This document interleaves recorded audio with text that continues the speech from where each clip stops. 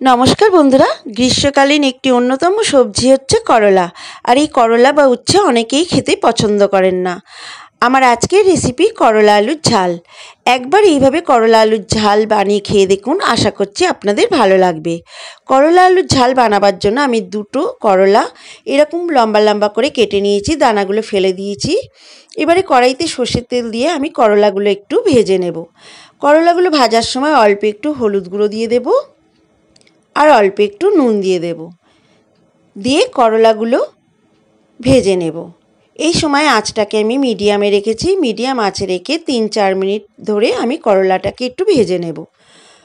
করলাটা দেখুন ভাজা হয়ে গেছে। এবারে আমি করলাটাকে তুলে একটা পাত্রে রেখে দেব।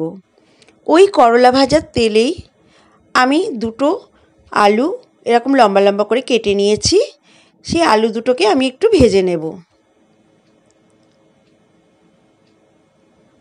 আলু দুটো দেখুন আলুটা ভাজা হয়ে গেছে। এবারে তুলে একটা পাত্রে রেখে দেব। ওই তেলেই একটা বড় সাইজের পেঁয়াজ কুচি আমি ভেজে নেব। পেঁয়াজ কুচিটা বেশ লাল লাল করে একটু ভেজে নেব।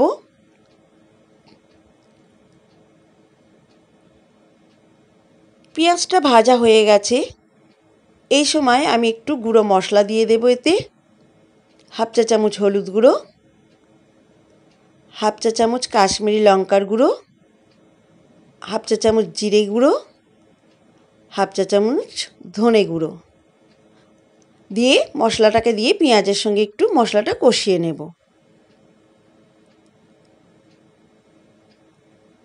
এবারে এখানে আমি 1 চা চামচ সর্ষে বাটা দিয়ে দেব।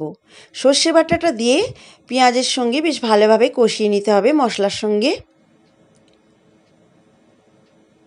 মশলার সঙ্গে কষাতে কষাতে একটা ছোট সাইজের টমেটো আমি কুচি করে কেটে রেখেছি, সেই টমেটোটাও একটু ভেজে নেব।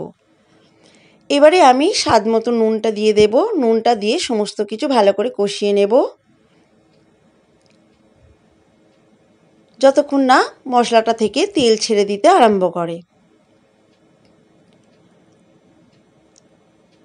মশলাটা থেকে তেল ছেড়ে দিতে আরম্ভ করেছে। এবারে আমি যে করলা আর আলুটা ভেজে তুলে রেখেছিলাম সেই করলা আর আলু ভাজাটা দিয়ে দেব। দিয়ে মশলার সঙ্গে ভালোভাবে একটু কষিয়ে নেব।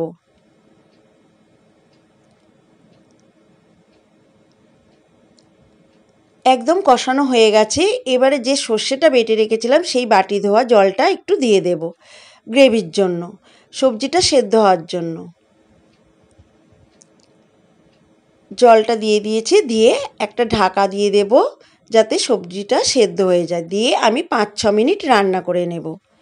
5-6 মিনিট পর দেখাচ্ছি আপনাদের। দেখুন একদম আমার করলা আলুর ঝাল হয়ে এসেছে। দেখে নেব সবজিগুলো সেদ্ধ হয়েছে কি। সবজিগুলো সেদ্ধ হয়ে গেছে। আর একটু নাড়াচাড়া করে নেব। এই রান্নাটা একটু মাখো মাখোই ভালো লাগে। এবারে আমি গ্যাসটাকে অফ করে দিয়ে একটা পাত্রে সার্ভ করে দেব। একদম রেডি আমার করলা আলুর ঝাল। দুপুরের প্রথম পাতে গরম ভাতে যদি এরকম করলা আলুর ঝাল থাকে তাহলে সমস্ত ভাতটা এই দিয়েই খাওয়া হয়ে যাবে। আমার আজকের এই রেসিপি যদি ভালো লাগে তো অবশ্যই একটা লাইক করবেন আর আমার চ্যানেলটিকে সাবস্ক্রাইব করে আমার পাশে থাকার অনুরোধ।